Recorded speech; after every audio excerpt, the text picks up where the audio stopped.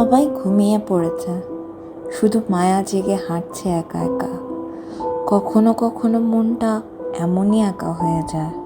ঠিক তখনই এক উজ্জ্বল তারা আকাশ থেকে ধীরে ধীরে নেমে এলো, যেন মায়ার একাকিত্ব বুঝে গেছে। ভয় পেও না, তারা বলল, তোমার আলো তুমিই ভুলে গেছো, আমি শুধু তোমাকে মনে করিয়ে দিতে এসেছি। তারার আলো এক সোনালি পথ বানিয়ে দিল, যে পথে শুধু সাহসী মনই হাঁটে। মায়া পা বাড়ালো। গভীর অরণ্য, আলোয় মোড়া পাতা আর ঝিকিমিকি বাতাস।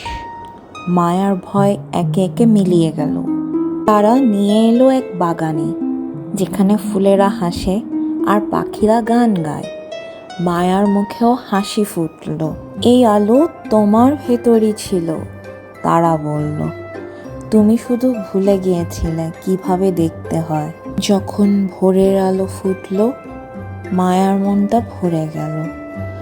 সে ফিরে এলো মাঠে, কিন্তু এবার আর একা নয়, তার সাথে ছিল এক বিশ্বাস। মায়া ছুটে চলল গ্রামের পথে, তার চোখে আলো আর মনে এক নতুন রং।